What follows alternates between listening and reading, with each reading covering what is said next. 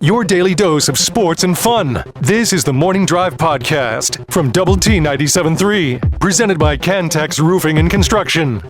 I'm Mike Hebert, owner of Cantex Roofing and Construction. Every day is game day, and we'll get it right when it comes to your roofing, construction, windows, and mirrors. Call Cantex Roofing and Construction today. Together, we are one serving you. Yesterday, or last night in the Ranger game that I didn't know about, Jamie, Aaron Judge had another home run. I mean, he is. How did you miss that? Him hitting another home run. It was quite the smash. Well, actually, it was the shortest home run of his career. Still, how did? I didn't watch the game. I was occupadoed by then. It was only 326 feet. So it wasn't chip shot. Yeah, it wasn't quite the smash. How could you say it was a smash? I didn't say it went 500 feet. I said it was in fact a Aaron Judge home run. Why is that surprising to you? It's not. It was just the short. A lot of them. It was I know. But it was the shortest home run of his career. That's what stood out to me. Okay. I just thought that was interesting. When I got out of my car, as I was going into the house, he was at the plate in the sixth inning, and I missed Bruce Bochy getting ejected. So he doesn't really get ejected very much, but he got a little hot under the collar with a couple times a year. Yeah, Carlos Torres, the home plate umpire. You know what saddens me, Jamie, and this is just going to make your head shake. I don't know the umpires like I used to in Major League Baseball. I used to know all of them, not personally, but I knew their names. I knew who they were. Nestor Shylock was behind the home plate, or Harry Dunlap, or Harry Wendelstedt. Harry Wendelstedt was his son's now in Big League Baseball, but I know that you don't really pay a whole lot of attention to that. But I used to pay great attention to that. So I don't know. I need to get back on my game on that. Yeah, I'm more into the athletes than I am the umpires. I knew that. Obviously, they do a great job, and they're an important part of the game. But, right. I would just prefer that none of us knew any of their names. Do you think the robots, when they get the robots out there, do you think they'll have names? No. It's a tough question, Chuck. I'm not sure. Just curious if they would. Jacob deGrom will go for the Rangers tonight. He's 4-1 with a .229 earned run average. Okay, so we'll see if he can silence the Yankee bats tonight. Yankees will counter with the left-hander Ryan Yarbrough, who's 1-0 with a .370 earned run average, and we'll have that game for you tonight at 5:30 with balls and strikes at 6:05. Yankees beat the Rangers last night 5-2. Rangers had won, 6 straight? Something like that. Let me see if I can get they had won. They've lost now for the third time in 4 games, and that followed a 6-game winning streak. So they're the kind of the roller coaster of life now for the Texas Rangers. Okay. Man. That they got to play the Rockies during that stretch. Sure, yeah, right. Then again, though, they beat the Tigers twice, and that's one of the best teams in baseball right now. So, and the Rockies lost again last night. They're now like 8-40, Jamie. That's terrible. It's rough. It's rough. That's rough. I mean, 8-40. 8-40. That is just. Their run differential, Jamie, is 153. They've scored 153 less runs than their opponent. They're 3-22 on the road. Why are they even traveling? Well, the home team gets to play them too. No, but I mean, I'd just wave the white flag and say, we're just going to save the charter fee and the hotels, and we're just going to do everybody a favor and we'll just wave the white flag here. You can just have them. There's no reason for us to come and just be an attraction on the baseball ride. Hey, so what's your take on Darion Williams announcing that he is going to withdraw from the NBA draft? And do you think, or is it pretty much a done deal that he's going to go somewhere else? I don't think he's coming back here. I don't either. I agree with you. I feel like he's heading somewhere else. Yeah. You see NC State entering the fray now. Mm-hmm. Maybe Ohio State's out. Yeah. I don't think he comes back to the Red Raiders. Do you think he overplayed his hand here in terms of what he was wanting, and maybe thinking he was? I mean, we all think we're worth more than what we are, and maybe he fell victim to that. Possibly, or maybe the Red Raiders just assumed that he was going to move on to the NBA, so they just moved on without him. And now there's really not. I don't know if there's a spot for him or not. And the finances. I mean, it feels like if they really want him, that money will somehow magically appear. Yeah. So that makes me question if they really want him or not. I agree with you on the point that if they really wanted him, the money, like Lucky Charms, would magically appear. You know, I think that would happen. I think it's magically delicious, not magically appear. Okay, but I mean, it would magically appear like it's magically delicious. All right. It just feels like they're working with an unlimited salary cap over there. So they are. Yeah, there's shake that money tree, man. Print it and forget it. You know. But I think you're right. I think the ship is set. But who knows? I mean, we could get a press release at 9:02. Darion Williams has committed to come back to play for the Red Raiders, and Coach Grant McCaslin is welcoming him back into the fray. Yeah, it wouldn't shock me at all. I am too. I wouldn't be either. I'm kind of with you. You just don't know. 6:40. This Day in Sports History is next, and a local winning word for you, so you can have a chance to win $500 from us. This is the Morning Drive Podcast from Double T 97.3, presented by Cantex Roofing and Construction. Starting us off in 1930. Yankees legendary slugger Babe Ruth hits 3 home runs as the Yankees blow a 6-0 lead in the 4th against the A's at Shibe Park, Shibe. That's correct. They're going to lose 15-7. 15-7. The old Babe must not have been pitching. Or not very well. Or not very well, yes. 1968, Billy Williams of the Chicago Cubs sets an outfielder record of 695 straight Major League Baseball games. Oh, okay. 1996, Ken Griffey Jr. at 26 is the 8th youngest to hit his 200th career home run.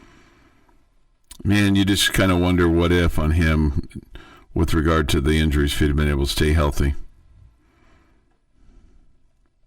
1997, Blue Jays starting pitcher Roger Clemens beats the New York Yankees for his 200th win.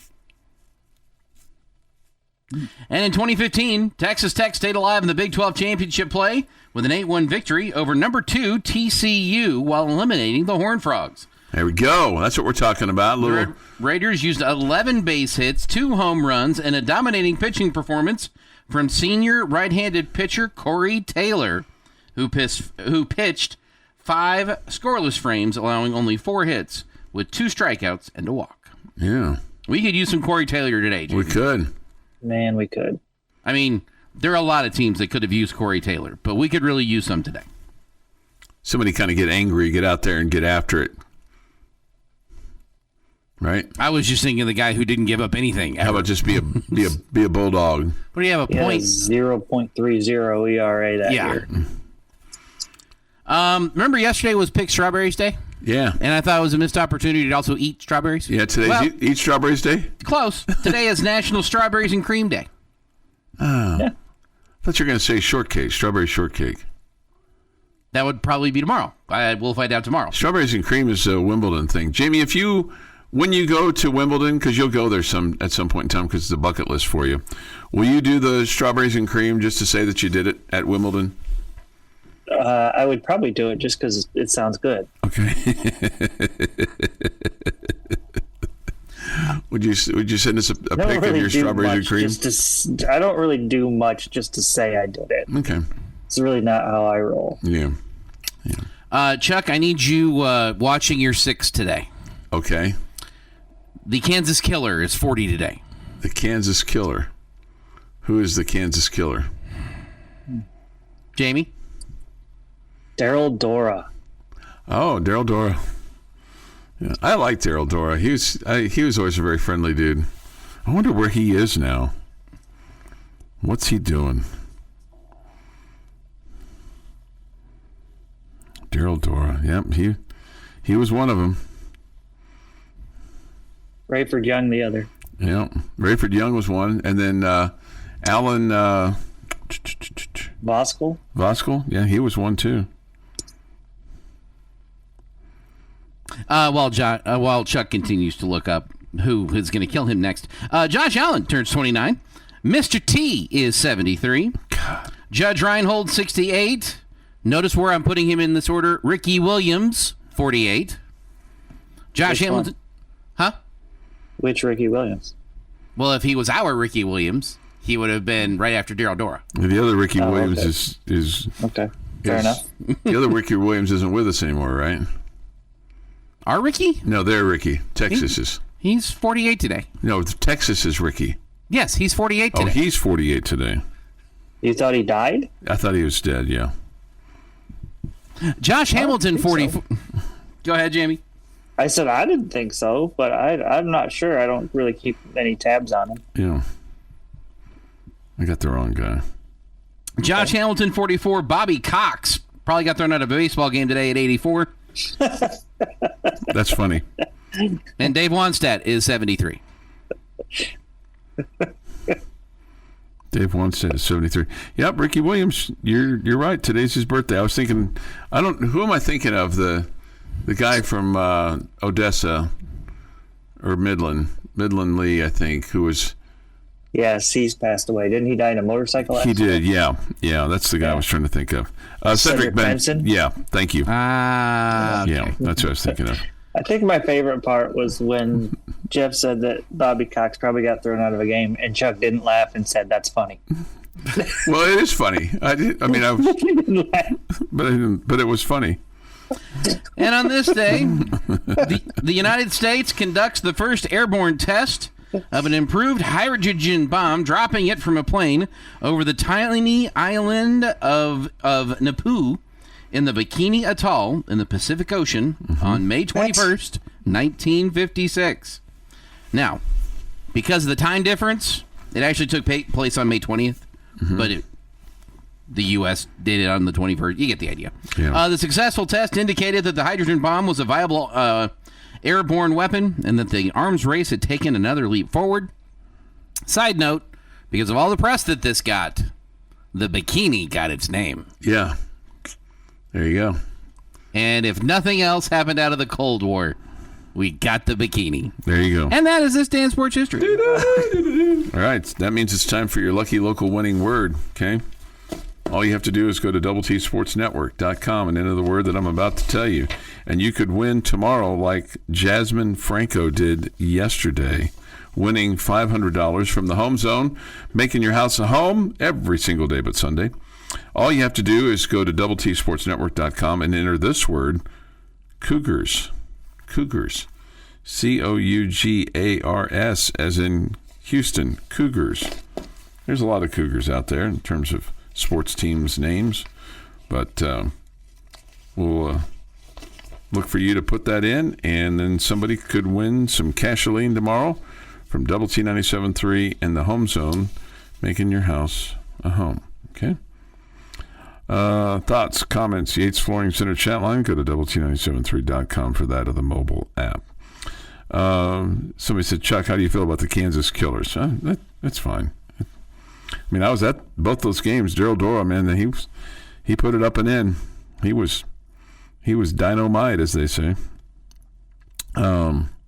So good for him. It was made for an exciting evening. I think that was Valentine's night too, if memory serves me correct. So, hey, want to bring your attention to something for next week. The National Spelling Bee is next week, May 27th through 29th. So we have a kid from this area who won our local spelling bee. This is his second year at the Scripps National Bee. His name is Michael Tesfaye. He's 14 years old. He's in the 8th grade. If you'd like to watch it, you can go to spellingbee.com, and it'll click you all the way through. He will finish. He's got to do better this year, Jamie. He was in 177th place last year, tied for it. Okay, that was his first time. Yeah, so yeah. He's got more experience now. Yeah, yeah. So maybe the nerves shake off the nerves, right? Yep. Knows what to expect. Knows what to expect. Knows the drill. Did you give him a motivational speech this year, Chuck? I did not. Did you last year? I did not. Sounds like you better get after that then. Sounds like I should do a better job with it. I was thinking about Jamie's motivational speech to the Red Raiders for today. He could be like, "Hey, go down to the batting cage and say, look, fellas, if we don't win today, I got to go to the Business Expo tomorrow, and I got to listen to Chuck for 3 hours and watch people shake hands with him." And Jamie's gonna walk away, and they're gonna be like, "Who's Chuck?" I just don't want to. I don't want to experience that. I don't want to experience that. So could you go out and win a game for me today? Let's win one for old JL. Right, Jamie? Yes, you nailed it just like that.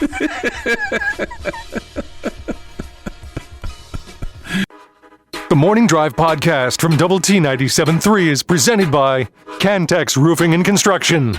Thank you for being with us today with Jamie, Jeff, and I. We'll have some baseball on the air for you today, quite a bit, actually. We'll have the Astros and the Tampa Bay Rays at 11:40 with balls and strikes about 12:10 or so.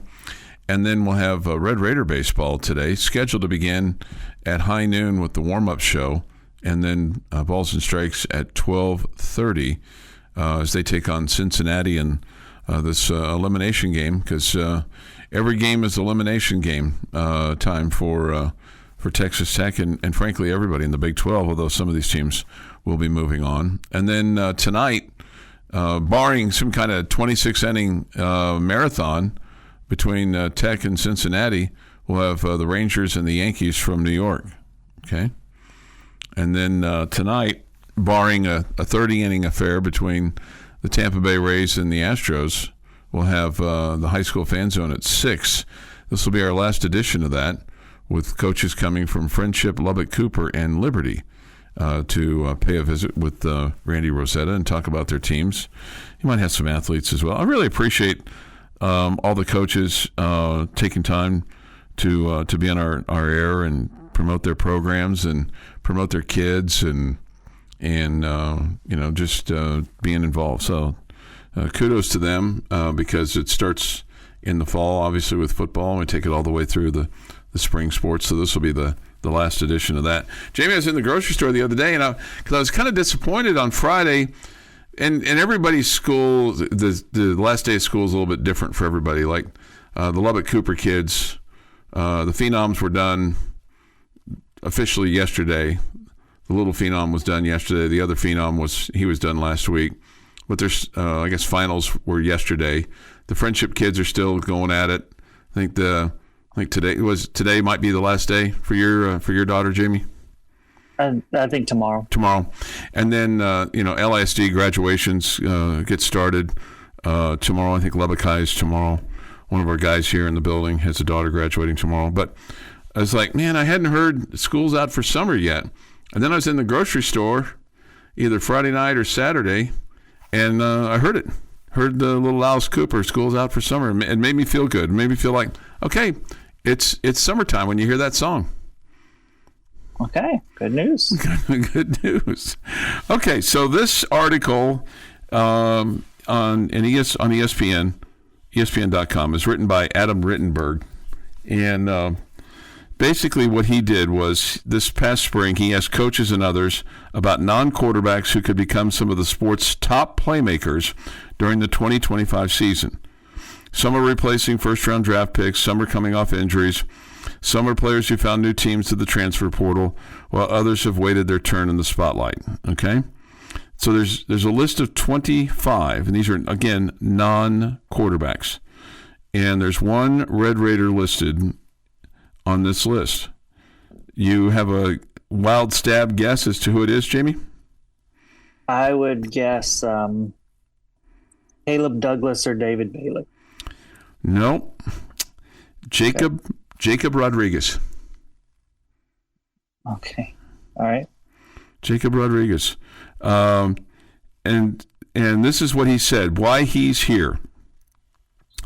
He says there's a lot of justified excitement about the players Texas Tech added with the portal. Don't forget about the key holdovers.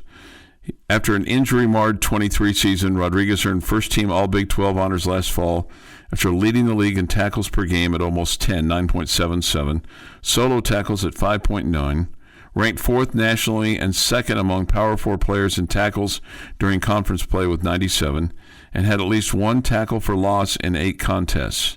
Those are heady numbers, Jamie. Sure. Yeah, he was great, no question. Are you surprised that they listed him? I mean, I listed 2 other guys in front of him, so I'm just he feels like, to me, he's like our little secret. We all know how great he is.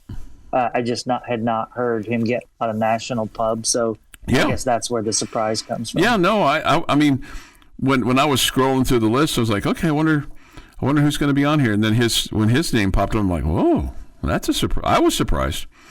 He also was involved in a team-high 6 takeaways, recorded all 5 of his sacks against Big 12 opponents, including 2 plus a forced fumble in the Tech win over Iowa State. Okay.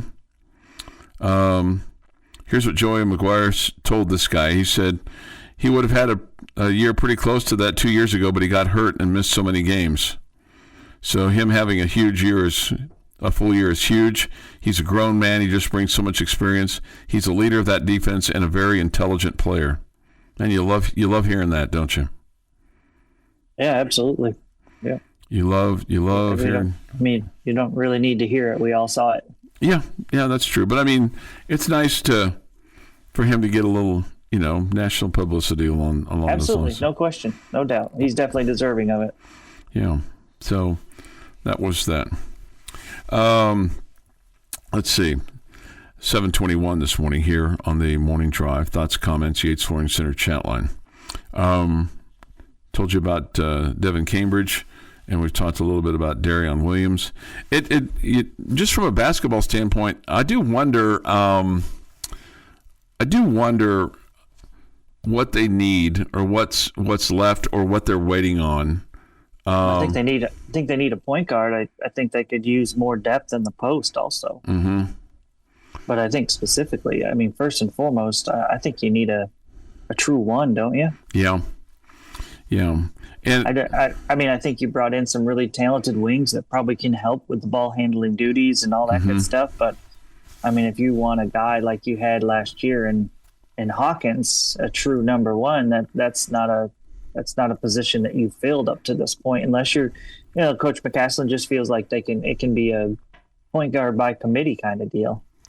Yeah, but and I just have the sense, but who knows with the way things go now, because there's this thought, and he put himself in the portal thinking that it might be possible, but man, if they did go and say to these players, hey, you're going to have 5 years to play 5, and Elijah Hawkins does all of a sudden become available, man, he's a guy that you want back on your roster no matter what you can do. No doubt. Yeah. You would love to have him back. You'd love to have him back. So hopefully that can be a case for Texas Tech. One comment here on the Yates Flooring Center chat line about Jacob Rodriguez. The sad reality is that he hasn't gotten national publicity for one reason, because he didn't go into the transfer portal. No doubt. We've joked about that before. if you stay at one school, and he's not. Remember he came from Virginia, but Yeah. If you stay at a school and just play well there, then you don't get the love. You don't get people talking about you, all that good stuff. That's a really good point, Dexter. Yeah. I wonder when these guys are like bankers and lawyers and stockbrokers and, own their own car dealerships or insurance agencies or whatever, and they've got room for one helmet on their shelf in their office. I wonder how they decide which one goes there, or do they put all 7 of them there? Oh, what are you doing? You have kids that no, I played at all 6 of those schools. I just I played here, and then I got a little stronger, and then I played here, and then they offered me more money, and I played here, and then I played here. Well, which one was your favorite? How many guys have played at 6 or 7? Well, feels like a bit of a stretch. That's a bit of a stretch. Yeah. 4, I could follow you. Maybe with the whole 7. The whole shelf is. You'd have to get the mini helmets, Jamie, because you wouldn't have room for the big helmets. Yeah, that'd be smart. That'd be smart. Oh, goodness. The Morning Drive podcast from Double T 97.3 is presented by Cantex Roofing and Construction. Jamie's question of the day on Double T 97.3 is brought to you by Connecticut of West Texas. Actually, boom, boom, boom at 7:45. Now, Jamie's question of the day. Okay, we're talking Red Raider football today. We all know last year you had a 1,500-yard rusher and you had a 1,000-yard receiver. Mm-hmm. Okay, I want you to tell me who is going to be the leading rusher and what you think their rush total will be at about. Okay, and who the leading receiver is going to be and what you think their number is going to be.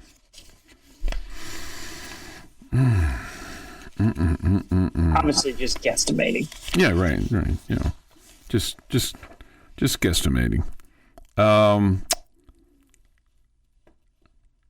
I think I hope your leading receiver is either Reggie Virgil or Caleb Douglas. I think your leading receiver. I'll go with Caleb, and I'm going to say, or it could be Coy Aiken. I'll say it's 876 because I think you're going to spread it around more than what you did last year, and I think the same thing goes with your running back. I think your running back's going to be in the 700 range, and I'll say it's going to be the new guy, Quentin Joyner. I'll say 702. Because I think you're gonna spread that around too. Jeff, I got Quentin Joyner too as the lead dog, but I think he's going to be in the 1150 range. I still think you're going to be heavy emphasis on the run that you've been able to use with all the benefits that you've brought your offensive line. And I've got Douglas as your leading wide receiver, and I think he's going to have more receiving yards because while you're still looking at the run, I think that's still going to be you're still be throwing the ball around. So let's say 1,300 yards for him. Okay, I'm picking the same 2 guys with Joyner, but I'm just short of 1,000, so I'm between 900 and 1,000 for Quentin Joyner. I think the fact that you do use other backs will keep that number a little bit lower, but I think he'll end up being the lead dog. And I think Caleb Douglas will definitely be the lead dog as far as receiving goes, but I'm not going quite as high as Jeff. I'm going to go at about 1,100 for Caleb. So last year you had a rusher that rushed for 1,500 and your leading receiver was only at 1,000. Do you think that you'll have a receiver that receives more than your lead back rushes this year? I think we all would agree with that, right? Yeah, I think so. It's gonna flip. Yeah. So I also think you're deeper at running back than wide receiver. When it comes to playmakers that you can trust. Oh man, I don't know that I'd say that. I I trust Caleb Douglas. I trust Coy Aiken. I think I'm going to trust Reggie Virgil. I mean, I don't know, Jeff. I think it's pretty equal. I definitely trust all three running backs, but I think I trust those receivers too. Yeah, I guess I look at it too as, I mean, you've got a tight end in there too that's going to catch some balls. So I hope you're. To me, the more versatile that you are, it makes the offense even more potent. As opposed, because I feel like that there was. I don't think anybody would argue that. No, that math checks out there, Chuck. Yeah. No, but I mean, I just think you have that on your roster this year that maybe you haven't had the last couple of years. I guess maybe a better way to say how I'm feeling. How can you say that we haven't had it last year? No, I'm just saying. I think you had last year. No, we had great tight ends. We had great receivers for 1,000 yards. We had a great running back. What did we not have last year? Well, what I meant by that was more depth. You have. I think you're deeper this year. At the running back spot, I think you're deeper, and hopefully you're a little bit more. You're healthier. Because I think you've got guys you can run in and out that aren't necessarily going to have a big drop off. But you had the same two guys playing behind Taj Brooks last year that you have them again this year. And do you expect Quentin Joyner to be exactly what Taj Brooks was? No, I don't. I don't. But I expect those other guys, just another year under their belt, to be a little bit better. So I guess it's a wash. I don't know that I would say you're substantially better. Okay. All right. I think you're about the same at running back. It's just more of a 3 more equal guys than just one lead dog. Okay. I'll buy into that. But I just think you're going to be. Who knows? You might be better. You might, and if Micah Hudson gives you anything at receiver, then that makes you even a little bit better. Deep threat. Yeah, and Kelby Velson. I mean, other guys that you feel like were just waiting to break out last year too. So I don't think it has to be only about Micah Hudson. I think other guys can step up. Velson can take a big step forward this year too. Somebody points this out on the Yates Flooring Center chat line, and I think that we'll see, right? This is a we'll see. Running back play should be improved because of the improved offensive line. Yeah, that's where, Taj was great, despite the fact that your offensive line wasn't just terrific. And, you needed a big bruising back like Taj to be able to do those, to have success behind that offensive line.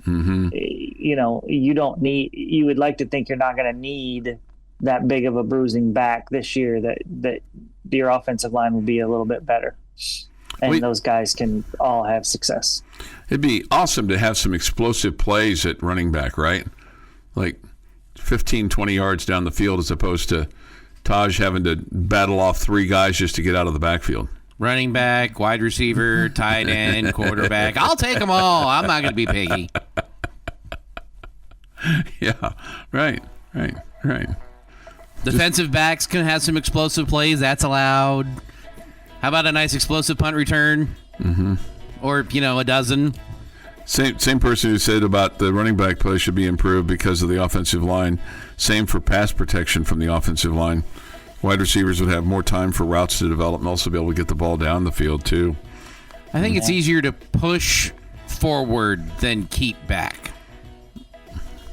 That's why I think you're better run blocking.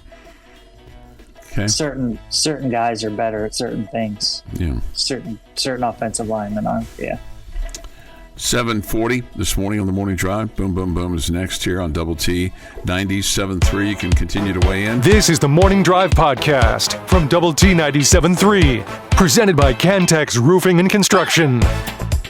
That's just to kind of keep everybody in check, right, with regard to Texas versus Oklahoma. Or anybody else, really. Or anybody else. Notice there's not a God bless Kansas. There's not. God bless New York. There's not. California, Montana, Wyoming. It's God bless Texas. Right, yeah, right. There's no question about that. Yeah, that doesn't bother me. And someday the other states will figure that out. It won't be today. Well, maybe they have figured it out. Right? Maybe they have. Maybe they have figured it out. So, all right. Good morning with Jamie Lent, who's with the Red Raider baseball team in Arlington, and Jeff McGuire. I'm Chuck Heinz. We all come to you from the First United Bank studio this morning. Hour 3 of 3. An hour from now, it's the end of the bench on 100.7 The Score. Dan Patrick on Double T 97.3. You'll hear the Herd with Colin Cowherd. No, you will not. You will hear Red Raider baseball at high noon today. You'll hear the Herd at about, maybe if there was a quick game, you might hear a little bit of Herd, but no Herd today. We'll have Red Raider baseball at high noon, then 12:30 first pitch from Arlington. Jamie, any nuances about the ballpark in Arlington that would bother the Red Raiders? I mean, does it, the depth of the hitting, the power alleys, or the down the line, or length of the artificial grass, or anything like that makes it a little bit different than playing at home?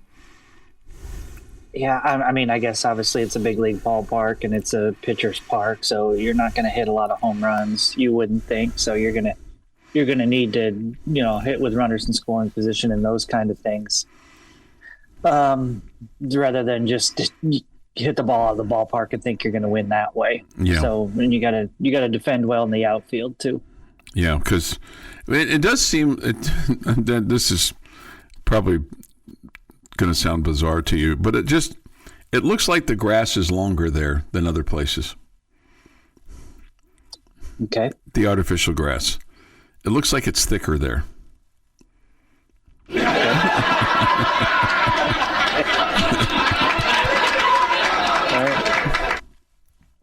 That was Jeff's. That was his take on it, and you're probably laughing hard inside to yourself. But I thought you were just being facetious. No, I'm serious. It looks thicker. It doesn't look like,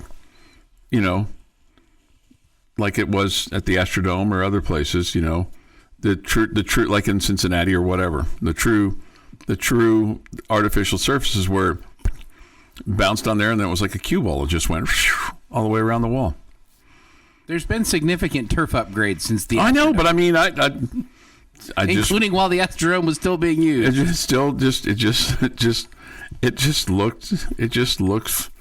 It looks thicker. I just wondered if that was by design by the Rangers, but it's because it's new. It hasn't been patted down as much by guys sliding around and balls bouncing on it. Yeah, they still got that new smell. Anyway, that's somebody off the chat line just says, "Wow." I'm not trying to just make something up. I mean, it looks thicker to me. That style of artificial turf looks a little thicker. So we'll have Mac Hewer going to the Hill today for the Red Raiders, and he's got an ERA of 6.18, 2-3 in Big 12 play. Hasn't pitched well of late, but has the capability, right, Jamie? Yeah, I mean, there was a stretch there where he was pitching really well, but it's been a bit of a up and down roller coaster. He's kind of a microcosm of how the season has gone for the Red Raiders, and he's such an important guy for this team, so you really need him to pitch well today. So Jack Siebert, he's the first guy off the bench if you've got a lead and it's in the fifth inning, or is there somebody else that's kind of an inning or two guy so that Siebert could go to the end?